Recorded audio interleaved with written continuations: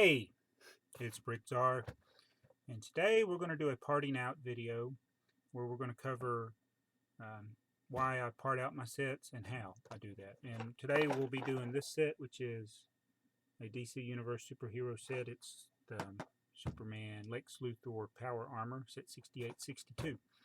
I have 11 of these, but I'm only going to part out 10 of them because 10 is easier to multiply. 11 is not too hard to multiply either, but I'm going to keep one still sealed.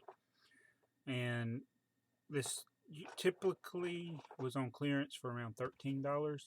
Even at the full price, it was a good deal, or you could get your money back for it if you parted it out, but not if you sold it by the set. As I said, it's still worth about $20, but if you part it out, it's worth about $38 to $40. And so we're going to take it out, separate it. It's got 207 pieces. It's got 3 cool minifigures. It's got 2 cool minifigures and Lex Luthor. It's got Superman, Wonder Woman, and then Lex Luthor. I don't really like the Lex Luthor figure. So we'll do that. I'll show you in the living room. I'm going to do it on the floor. That's usually where I can do it, where I can watch TV. And we'll separate it. All right. Alright, I'm up here in the living room now. I use this crate. These were like $1.50 at Walmart on clearance. And 10 Superman sets fit perfectly in the crate. Makes it easy for carrying them up and down from the basement. When I get done, I'm going to fold all the boxes down. I got these Monster Fighter sets. These were like $1 something. And so I parted them out and I used the boxes for storage. So these are all empty boxes. And I'll set them out like this and use them. I'll throw the pieces in as I separate them by the type. And sometimes I get done, I'll flip the boxes inside out where it's just the cardboard showing, so it's easier to write on them and mark them if I use those for the storage. Alright, the first thing you might want to do is find out what's in the box, obviously. So I'll dump one of the boxes out here, and I'm sure I'm going to have a wrinkled up instruction and comic book. And there I do. Okay, and what you'll do is initially see, okay, I got one bag like that. Got another bag like that. This bag, you got these 2 little pieces that are not in a bag. Then you have the instructions in the comic. And so what I'm going to do is I'm going to open all 10 of the boxes, and I'm going to put the big bags together, the medium-sized bags together, the little bag together, and the instructions together, and I'll just go ahead and throw those in a box somewhere.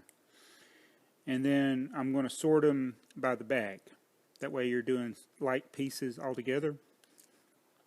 And so I usually start from the biggest to the smallest because it's usually easier to pull out the bigger pieces first and work your way to the smaller pieces. And then I'll put the instructions somewhere where I can kind of flatten them out. And speaking of flattening out, I cut the seal on the other side of the box, so now the box will flatten down. So when I get done, even though this isn't a ton of space it's taking up, these pieces will all fit into less space, technically, if I put them all in one box. So, let me get the other boxes open and separate the bags. Well, here's something that doesn't happen very often. The second box that I opened was missing these 2 pieces. So I've actually opened 3. I should have 6 of those pieces. I only got 4. And I didn't see it in any of the bags. I looked in the instructions, see if it got wedged in there in the box. I re-looked in the box. I did not see it.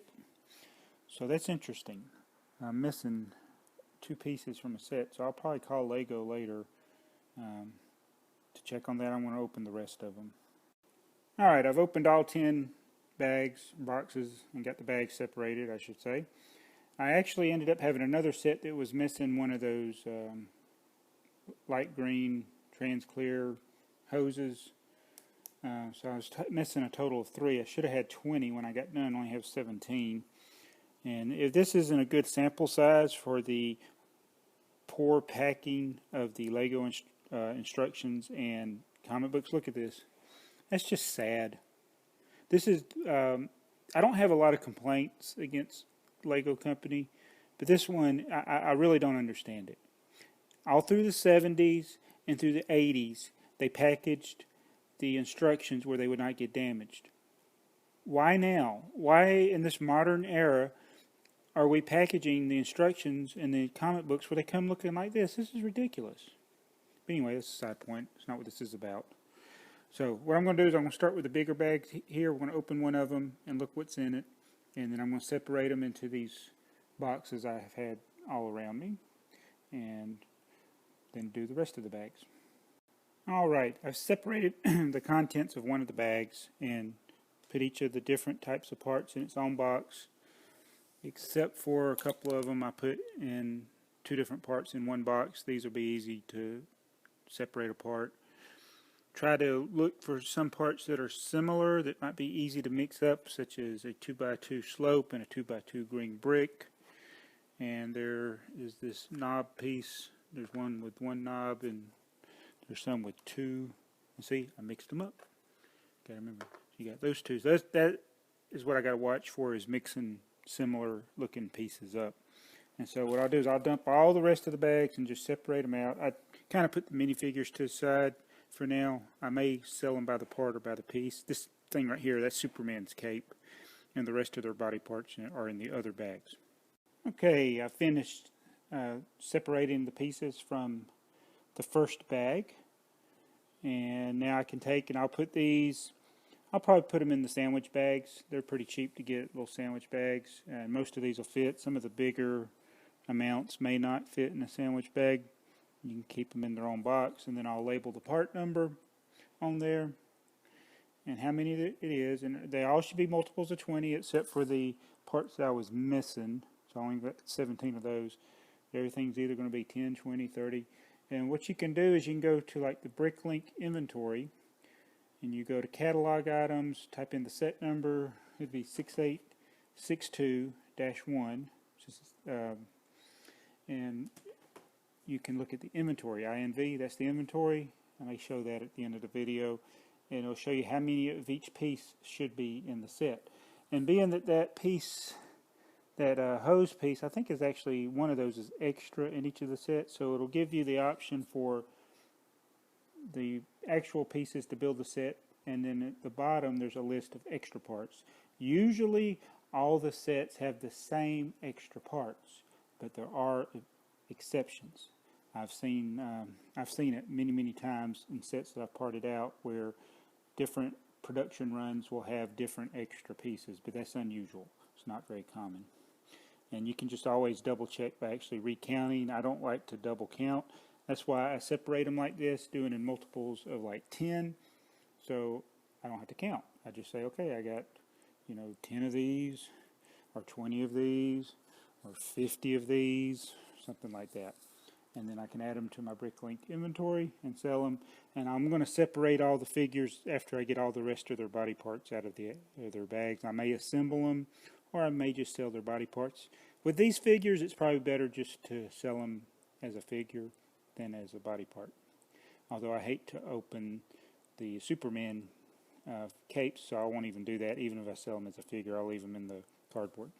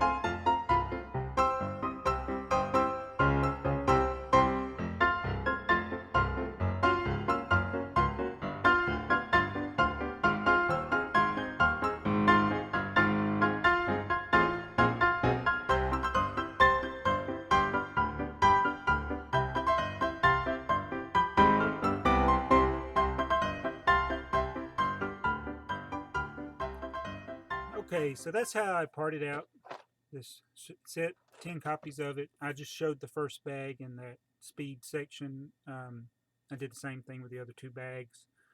So now I got this crate under my desk here. all the pieces, the boxes. I put everything in poly bags. They're all in little sandwich bags. And I'll do them individually when I list them. I'm also posting a video how you can either sell a set or the parted out set on Bricklink. It's quicker to just go ahead and upload the whole inventory at once and put your location.